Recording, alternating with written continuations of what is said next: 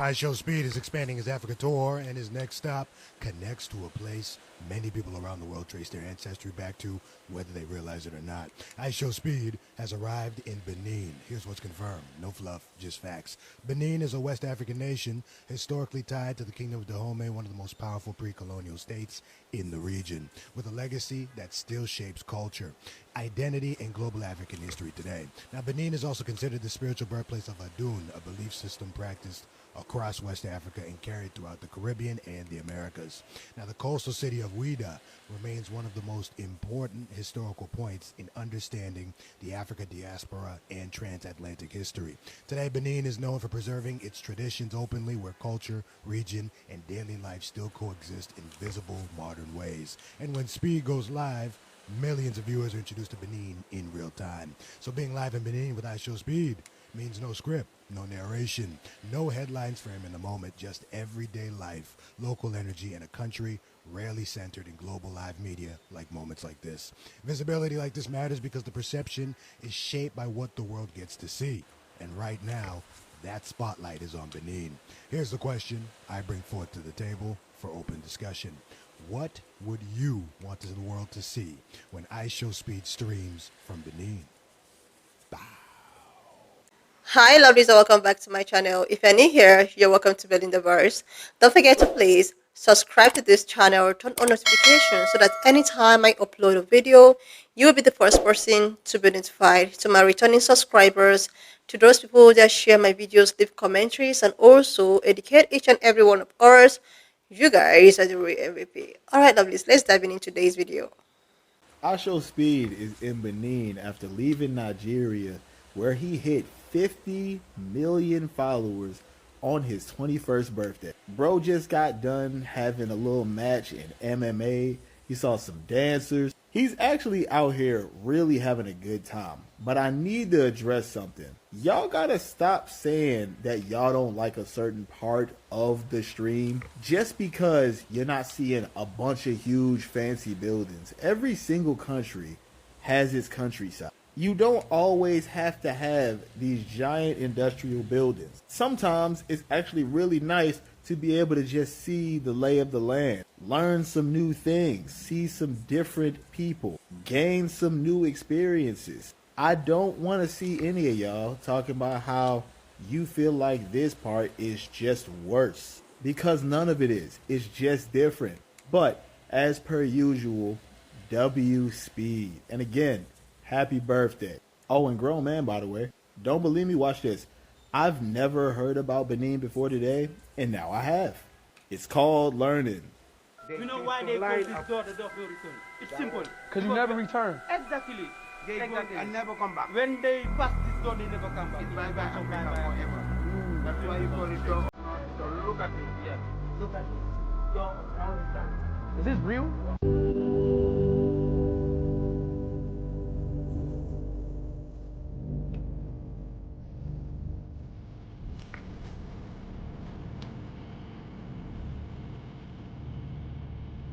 You can't visit Benin without standing before the door of no return in Ouidah.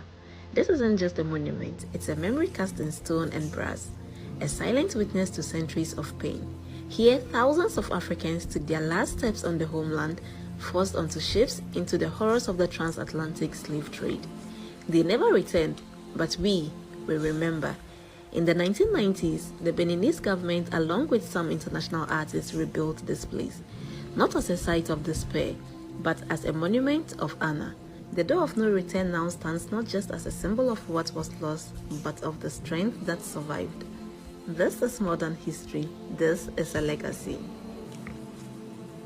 Difficult for them to cross this place and thinking that they may not come back. Are they going to eat me? What is going to happen? What there? is the door of no return in Benin? You see what I mean? Yes. They suffered. It was hell for 400 years for our ancestors living Africa. So this door is here just to symbolize, that last departure. To remember the whole world what happened to Yeah, yo, so the door of no return, they had the same door of no return when he went to Senegal. And yo, that's where they picked up the slaves at. So this door right here that they showing that leads to the ocean.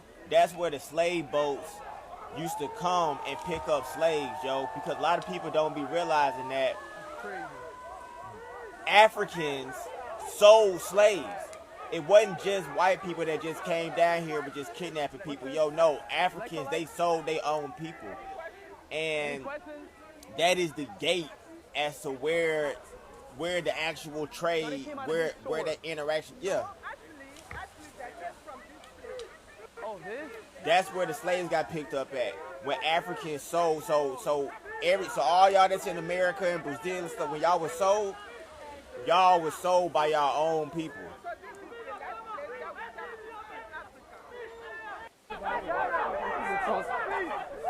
You going right here? Yeah, right here.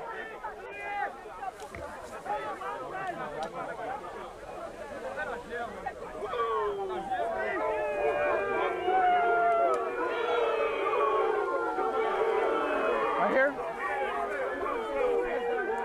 Chat, this is the door of no return. If I take you, go there, you don't return to your country. Huh? It's very simple. In the past, that's why it all happened. They take people from here and put them on boats and ship them away. Wow. And you have Martin here. She's going to explain to you. Yo, move out the way. Martin, right? Welcome. She's going to explain to you everything again. How are you? I'm good. Oh! Martin D'Souza. Pardon? Martin D'Souza. Martin D'Souza? Your name Martin D'Souza? Welcome. And we are here at the door of no return, a very sacred place. You know, this place saw for the last time about 18 million of Africans enslaved, leaving Africa. From Benin? From Benin for 400 years. So they will cross this place and will not come back, ever come back. The door of no return. Yes, the door of no return. And today we had a spiritual return. That's you coming back here. Wow. I came back through the door. Yes. Yeah, you come back to the door of no return. You made it back. I made it back, chat. Yes. So our ancestors, they suffer a lot. Can you imagine them looking at the sea for the first time? Yo, tell the drone to get the actual door, not freaking... Yo, these drones, bro. Tell them to get... It's been very difficult for them to cross this place and thinking that they may not come back. Are they going to eat me? What is going to happen there? For the first time to see the ships, you see what I mean? Yes. They suffered. It was hell for 400 years for our ancestors leaving Africa. So this door is here just to symbolize, you know, that last departure. To remember the whole world what happened here. Chad, I came back Yes. to the door of no return. Yeah. You are back. Oh! Can he show the actual door? To be honest, the drone's finally doing it after like 30 times. I don't know what, like this drone's getting a... So it's going to have a boat, the departure boat, which is all straight. Okay. Let me know when they want to switch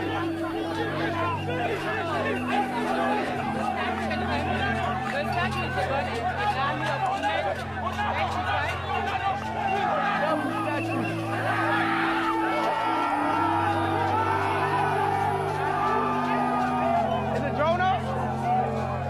Have you seen the woman? They can switch the drone. So it's about the What woman is that?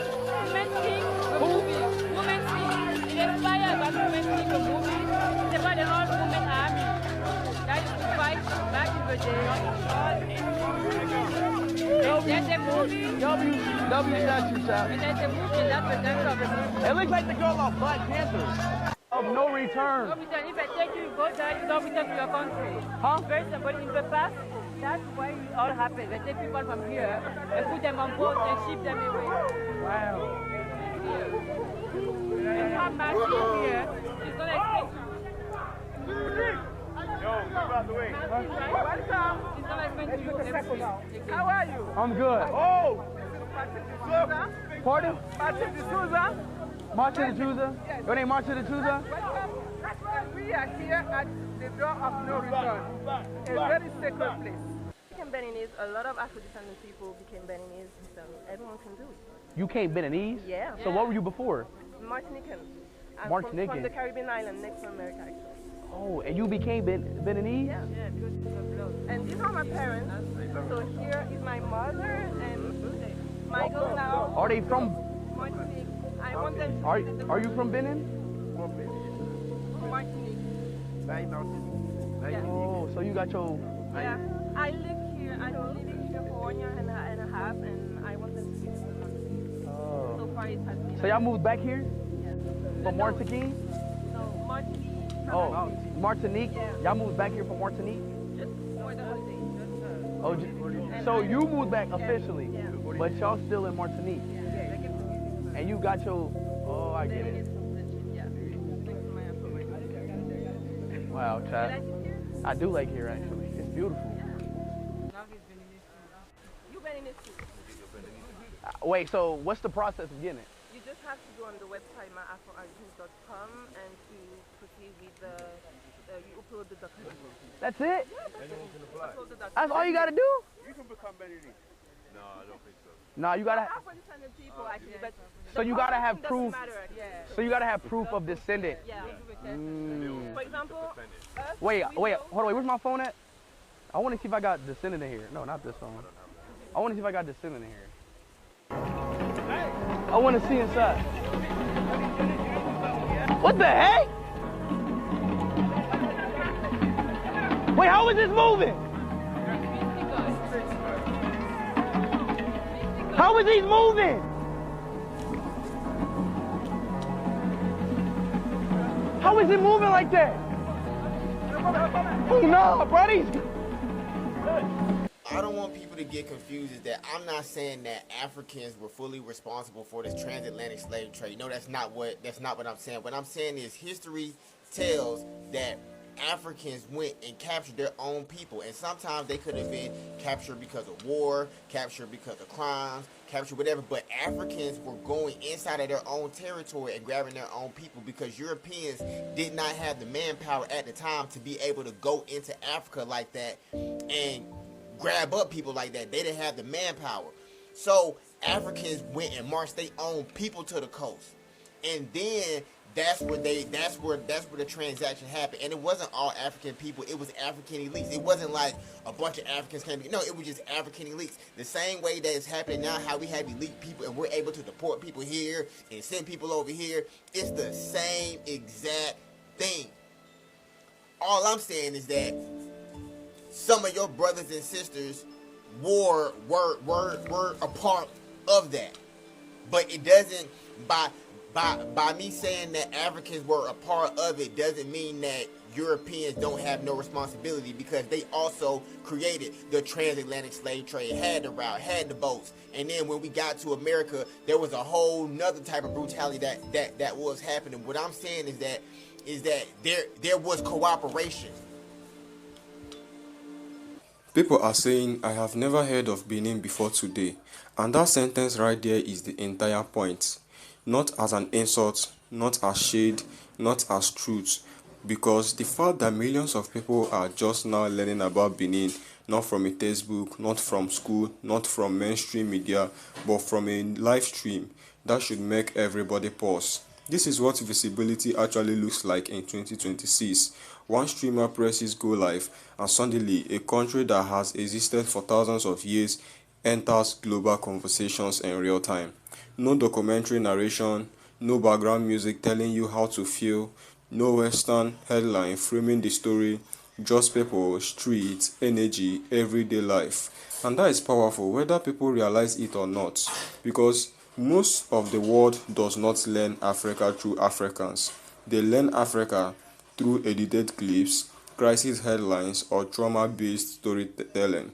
So when IShowSpeed walks through Benin laughing, reacting, meeting people, getting confused, getting excited, what he's really doing is breaking a media pattern that has been in place for centuries. And that is why this moment matters. Now let's talk about Benin, not the version people imagine, but the real one. Benin is a West African nation historically connected to the Kingdom of Dahomey, one of the most structured, militarily powerful, and politically advanced pre-colonial states in the region. This wasn't a tribe surviving in the forest. This was a centralized government with taxation systems, military ranks, diplomacy, trade networks, and international influence long before colonization. Benin also holds something deeper, something spiritual. It is widely recognized as the birthplace of voodoo, not what Nollywood shows, not what horror movies distort, but an ancient spiritual system centered on ancestors, nature, morality, balance, and community. That same belief system traveled violently across the Atlantic. It transformed into voodoo in Asia, candomblé in Brazil, Santeria in Cuba, spiritual practices in Louisiana. Millions of people across the Americas are practicing versions of traditions that trace directly back to this land, whether they know it or not, and that brings us to Oda. Because Uda is not just a city, it's a memory. It's one of the most significant locations in understanding the African diaspora and the transatlantic slave trade. This is where people were marched to the coast. This is where the point of no return stood. This is where history didn't start, but where it violently changed direction. So when speed streams from Benin, unknowingly or not, he's standing in a place where global black history fractured. And that is why the reactions online have been so emotional. Some people are excited, some people are uncomfortable, some people are defensive, some people are learning, and some people are angry not because of Benin, but because of what we have never taught. Now we understand we need to address something carefully because misinformation lives in extremes. There is a narrative that says Africans sold their own people, end of story. And there is another narrative that says Europeans did everything, Africans had nothing to do with it. Both are incomplete. History is rarely clean. What history actually shows is cooperation under imbalance of power. Yes, Africa were involved, but not Africans as a whole. Not villagers, not farmers, not everyday people. It was Africans' elites, ruling classes, war leaders, and political authorities operating within systems of power. Just like elites today make decisions that regular citizens suffer from. Europeans did not have the manpower to march deep into African territory. That is true. But Europeans absolutely created the global demand, the shipping routines, the financial systems, the racial ideology, the legal frameworks, and the plantation economies. Without European demand, there is no transatlantic slave trade. Without African intermediary, it could not scale. That is cooperation but not equal responsibility, because after the capture came something else entirely. Chattel slavery, a system so brutal it redefined human identity into property. Children born enslaved, families sold apart, languages erased, names stripped, bodies branded. That system was not African designed, that was European colonial engineering. So when people say Africans sold Africans, it's not entirely false, but it's dangerously incomplete. An incomplete history is how resentment grows. What we should be saying is this: some Africans elites participated, European empires industrialized it, and millions of innocent people paid the price. That truth allows accountability without hatred. Now let's talk about the streams themselves, because some people online are complaining. They are saying this part is boring. There is no big buildings. This looks underdeveloped, and that mindset right there is exactly why this moment matters. Every country has a countryside. Every nation has rural areas. Americans has small towns. Europe has villages. Asia has farmland. But somehow, some Africans isn't shown as skyscrapers. People assume something is wrong. That is conditioning, that is media biases. That is what happens when your understanding of a continent comes mostly from headlines and stereotypes. Sometimes it's not about infrastructure, sometimes it's about land, culture, movement, people living. There is a beauty in simplicity. There is value in seeing daily life. Not everything has to be Dubai to be vowed. And the fact that millions of people are watching Benin without filters, without narration telling them what to think, that is real. That is powerful, because perception is shaped by exposure, and exposure creates curiosity. Curiosity creates learning, learning creates empathy. That is how minds change, not through argument, but through experience. And that is why Speed's present matters even if he's just having fun. Because representation doesn't always look like activism. Sometimes it looks like laughter, sometimes it looks like confusion, sometimes it looks like dancing in the streets. And the authenticity hits harder than any documentary. Now, let's talk about the moment that stuck with me the most. Someone said, I have never heard about Benin before today, and now I have. That is not ignorance, that is honesty. And learning starts with honesty.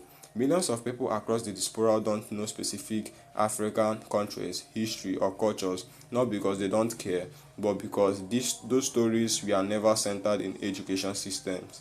So instead of mocking that statement, we should recognize it as a beginning, because now that person might Google Benin, might learn about Dahomey, might learn about voodoo, might learn about Oda, and that is how connection begins. This moment is bigger than speed. It's about a new era of media where Africa isn't introduced only through suffering, where history isn't locked behind textbooks, where young people learn globally through creators, not institutions. And that comes with responsibility, but it also comes with opportunity. The world is watching Benin not because of strategy, but because of presence. And that is rare, that is important, that is powerful. So the real question isn't whether Speed is doing it perfectly. The real question is, what do we want the world to see when the cameras turn toward us? Culture or conflict, depth or defensive, education or ego? Because moments like this don't last forever, but what people learn from them does. And right now, Benin isn't being shown as a headline, it's shown as a place. And sometimes that is the most revolutionary thing of all. And if you have watched up to this extent, thank you so much for all the love and support. Don't forget to please leave me your own thought in the comment section of what you think of this video. And please do not forget that we do not support any form of bullying and harassment. Alright, lovely. See you when I upload the next video.